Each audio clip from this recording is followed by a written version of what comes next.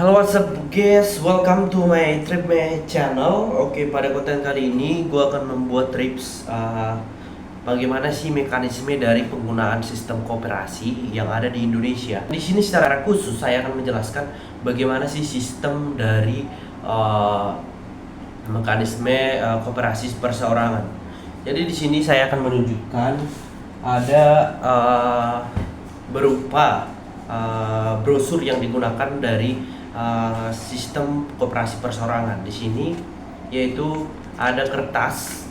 Kertas di sini terdiri dari jumlah ansuran yang akan dikredit dan akan diminta dan diberikan kepada konsumen untuk dilakukan simpan pinjam. Jadi di sini ada beberapa instruksi atau identitas berupa formulir yang dijadikan sebagai syarat untuk peminjaman suatu keuangan gitu. Dan untuk mekanismenya di sini akan saya tunjukkan. Oke, jadi ini ada beberapa dari ansuran yang telah dilunasi oleh si peminjam dan bagaimana sih mekanisme dari hitung profitnya dari ansuran yang kita pinjamkan ke seseorang. Ibaratnya di sini salah satu dari anggota yang telah melunasi dari simpan peminjaman. Ibaratnya di sini peminjamannya itu pinjaman ketiga dan namanya itu di sini ada ternama dan tempat jualannya itu ada ternama juga di sini.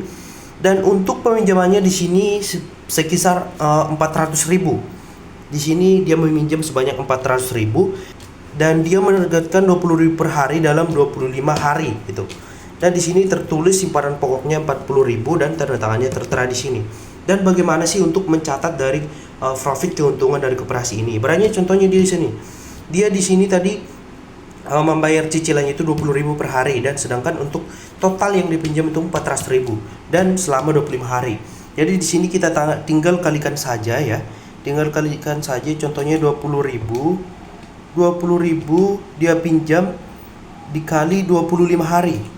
25 hari dan totalnya di sini 500.000 dan tentu kita sudah mendapatkan profit yaitu 100.000 itu dalam 25 hari.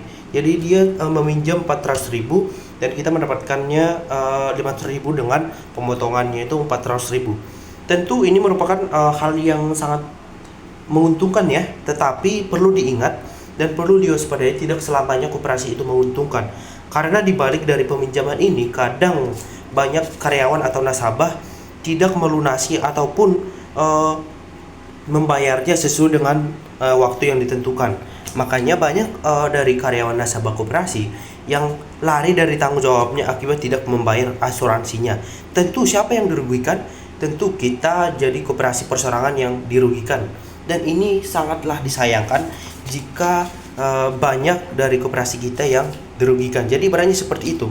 Walaupun terlihat mudah dan sangat murah, tetapi perlu diingatkan bahwa proses peminjaman ini sangat susah untuk didapatkan karena dibalik dari tanggung jawabnya yang sangat berat gitu. Dan di sini juga ada beberapa ansuran. Di sini dia meminjam 500.000. Nah, dia meminjam 500.000 dan dia mencicil itu 25.000 dalam per hari dikali 25 hari itu totalnya sekitar, kita langsung coba di sini 25.000 per hari dikali 25 hari dan totalnya 625.000. Ibaratnya kita sudah mendapatkan sekitar 125.000 untungan profit dari nasabah kita yang kita pinjamkan. Jadi kurang lebih gitu sih untuk dari mekanisme pencatatan keuangan dari koperasi. Dan untuk pencatatan hasilnya kita akan masukin ke data sini berupa data-data yang telah kita pinjamkan atau yang telah dipinjamkan dari nasabah peminjam. Ibaratnya inilah tenggat waktu mulai dari tanggal 19, 20, 21, 24, 25 itu urutannya sesuai dari angsuran yang ditentukan gitu. Sesuai angsuran yang ditentukan. Jadi kurang lebih gitu sih. Jadi tergantung ya. Kalau contohnya kita mendapatkan lebih banyak nasabah atau peminjam, makanya kita akan mendapatkan profit yang sangat banyak juga. Tapi dibalik dari kondisi tersebut, kita juga perlu menghindari yang namanya kerugian. Ibaratnya tidak semua usaha yang kita lakukan itu lancar, karena ada banyak tantangan yang tentu kita hadapin akibat dari kelalaian dan juga kesusahan dari peminjam yang membayar.